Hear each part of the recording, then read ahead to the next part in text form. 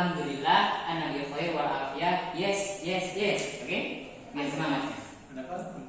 Alhamdulillah ana bi khair wal afiyah. Yes, yes, yes. Alhamdulillah. Sudah ya? Kaifa halukum? Alhamdulillah, ana bil khair wal afiyah. Yes, yes, yes. Semangat. Baik, sebelum kita mulai pembelajaran pada siang hari ini, alangkah baiknya kita berdoa terlebih dahulu supaya apa yang kita pelajari nanti menjadi ilmu yang halal barokah serta bermanfaat. Untuk itu ketua kelas mohon pimpin doanya. Baik, sebelum memulai pembelajaran, mari kita membaca doa. Berdoa dimulai. Bismillahirrahmanirrahim. Raditu billahi rabban wa bil islami dinan wa bi Muhammadin nabiyyan wa rasulah. Rabbi zidni ilman warzuqni fahman. Amin. Doa selesai. Baik, apa ada yang masih ingat tuh dalam pembelajaran yang kemarin? Iman kepada hari akhir. Ada yang bisa contohkan contoh dari beriman dari hari akhir? Mbak Nurin? Beriman di hari akhir itu contohnya contoh Yaman Kubro. iya contoh kiamat kubro itu seperti terbitnya matahari dari barat ke timur. Tuh contoh Yaman Subro, Mas. Bencana alam seperti banjir. Iya, karena dirasa udah paham ya materi, kita lanjut materi selanjutnya yaitu rukun iman yang terakhir yaitu iman kepada kodok dan kodar Allah. Pak, izin kamu nih. Mungkin bro.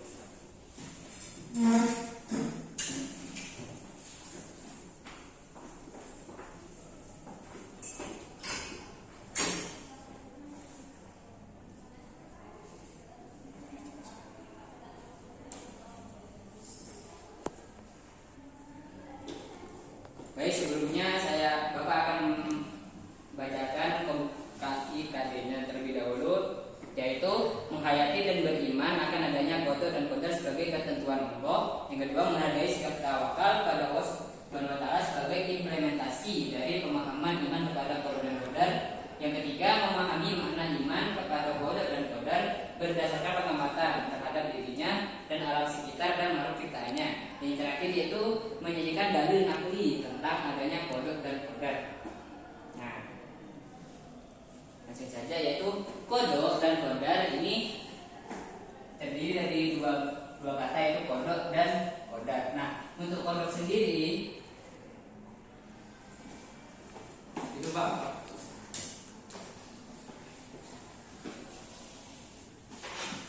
Nah, ini itu artinya ketentuan Allah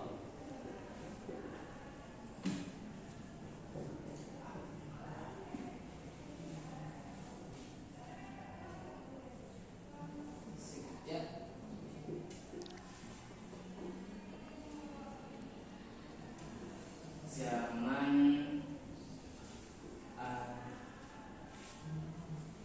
azali. Nah, maksud dari ketentuan Allah dari sejak zaman azali itu adalah ketentuan yang telah Allah berikan sebelum dunia ini diciptakan. Jadi sebelum dunia diciptakan itu Allah itu sudah menentukan takdir apa saja yang akan terjadi di dunia sampai hari kiamat nanti. Nah, untuk qadar sendiri yaitu bentuk implementasi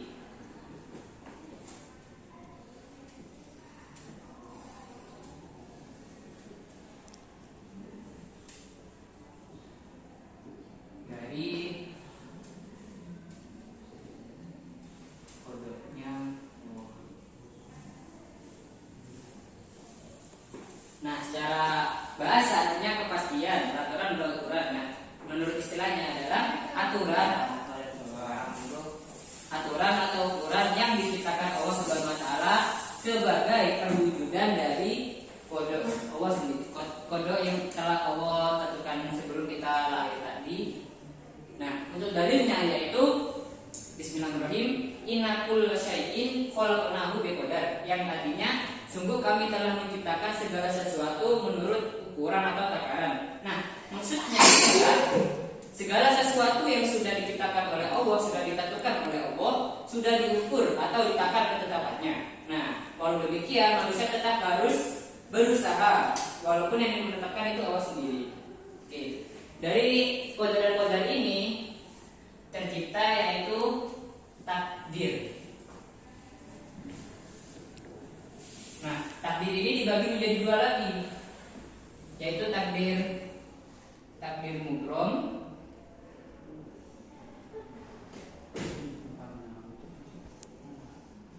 dan juga takdir mu'alaq.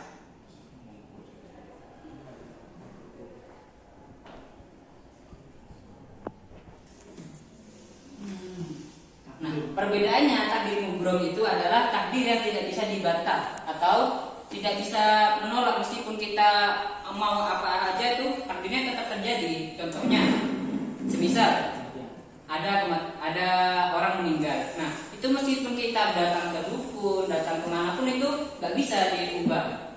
Nah, itu contoh dari takdir mubrom, yaitu takdir yang tidak bisa diubah walaupun manusia berusaha untuk menghentikannya. Nah, untuk takdir mu'alaq sendiri, takdir yang bisa diubah oleh manusia. Contohnya, karena saya kurang pintar atau bodoh, maaf ya, kurang pintar. Nah, oleh karena itu saya belajar agar saya pintar. Nah, dari belajar itu kita mendapatkan ilmu sehingga saya menjadi pintar. Nah, itu contoh dari takdir mu'alaq. Nah, takdir yang bisa dirubah. Nah, selanjutnya yaitu perilaku yang menunjukkan kita beriman kepada qada dan qadar itu ada 5. Yang pertama adalah ikhtiar. Kedua, tawakal.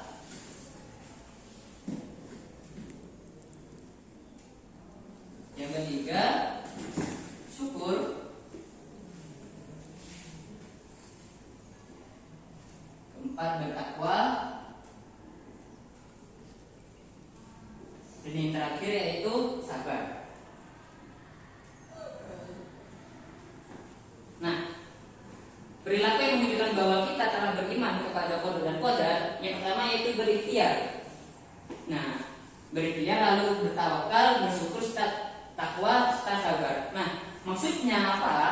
Secara kita kan contohnya ya berikhtiar. Karena saya bodoh, saya belajar. Nah, itu bentuk contoh kita berikhtiar kepada Allah. Karena kita berusaha supaya kita menjadi pintar.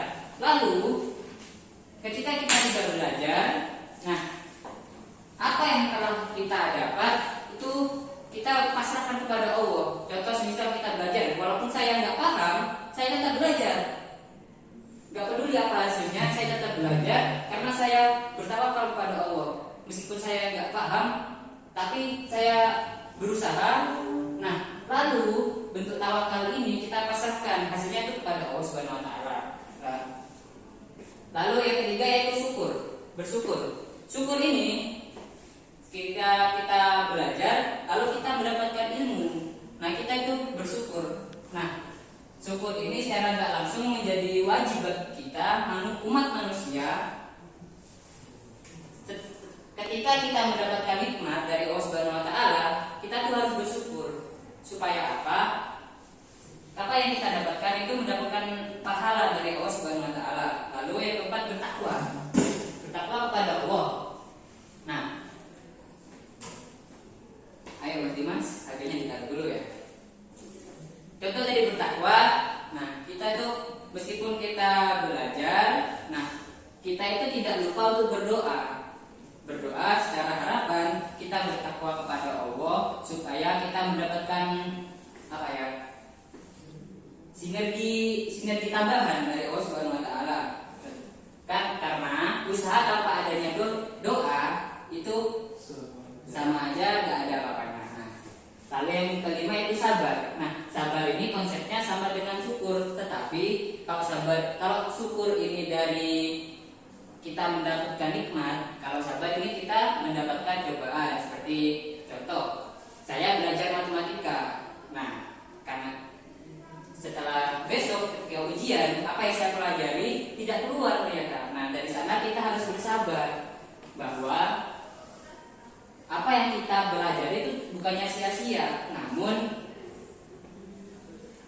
Namun dari ini bukan sia-sia, namun apa yang kita pelajari itu nanti akan berefek ketika kita keluar nanti atau nanti setelah kita lulus. Nah, itu bisa dari sana. Nah, kelima ini itu saling berkesinambungan.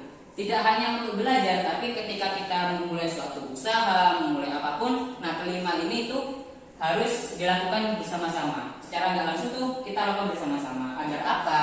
Agar kita apa yang kita pelajari, kita bekerja itu berjalan dengan baik, lalu kita mendapatkan pahala dari Allah sehingga apa yang kita dapat hasilnya itu lebih bermanfaat. Mungkin itu aja dari Bapak. Ada yang mau ditanyakan tentang materinya?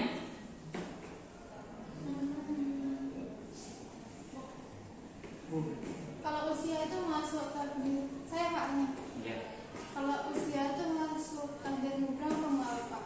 Kalau usia tuh takdir mubrom, karena Allah itu sudah menjelaskan dalam Al-Quran, saya lupa dalam surat apa, intinya usia, jodoh, dan kematian, rezeki juga masuk, itu sudah diatur ketika kita sebelum kita lahir di dunia. Jadi meskipun apa ya, semisal saya kecelakaan, nah tapi Allah tidak menakdirkan saya untuk meninggal pada usia sekarang. Jadi meskipun saya kecelakaan, saya tetap tidak meninggal walaupun saya lumpuh, nah tapi tetap tidak meninggal. Jodoh, nah jodoh itu kan banyak kan di wilayah sini, ada anak berpacaran, terus ada yang sudah bertunangan. Nah itu bentuk dari kita itu kalau jodoh tuh bisa dari Maulana, tapi lebih ke takdir mubrom. Kenapa? Meskipun kita berusaha kepada orang lain, kita suka kepada orang lain, kita mengungkapkan, tapi kalau dia yang bukan jodoh kita, meskipun kita bolak bumi, itu nggak ada hasilnya. Jadi tetap sia-sia. Kalau dia memang jodoh kita, meskipun kita diem aja, ya kita pasti dapat. Soalnya apa? Itu adalah jodoh kita. Begitu. Mungkin ada lagi? Lemes ya? Siang belum makan ya? Oh, kita main game aja dulu ya? Main game Pak, biar nggak bosan. Iya Pak. Nah, gamenya sederhana, jadi tepuk tangan. Kalau saya bilang 1, tepuk 1 kali. Ya. Kalau saya bilang 2, tepuk 2 kali. Kalau bilang 3, tepuk 3 kali. Selain saya bilang ketiga itu nggak usah tepuk. Nah, yang salah nanti dapat hukuman. Contoh dulu ya. 1. Udah satu kan? Enggak, kan tepuk 1 baru tepuk. Nggak usah tepuk. Pokoknya ada kata unsur 1, 2 atau 3. Ya. Tepuk 1. 1. Ayo nanti masuk tepuk ya. Contoh dulu. Sudah. 2, 3. 1. 10. Nah, bisa. Oke, langsung aja ya. Tepuk 1. 2. 2. 2.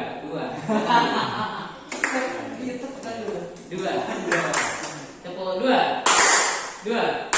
3. 1.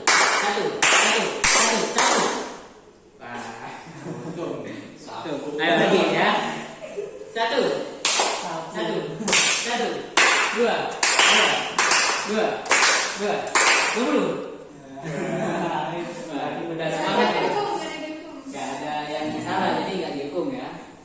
Baik, mungkin itu saja dari Bapak. Untuk PR-nya gak ada, tapi untuk PR-nya kita membiasakan hidup kelima contoh ini. Oke, siap Pak. Untuk PR-nya seperti itu. Mungkin itu saja dari Bapak. Kurang lebihnya saya mohon maaf.